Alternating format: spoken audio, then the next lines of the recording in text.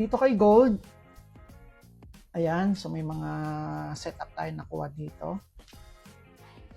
Kung titignan natin yung daily time frame, bearish yung market, and dito guys, nagkaroon dito ng liquidity grab, itong move na to, tapos nagkaroon ng market structure shift, tapos ulit, nagkaroon ulit ng liquidity grab. Dito sa area na to, nakapag-entry tayo ng buy position. So may ilang community members tayo na nakapag-take dito ng buy position.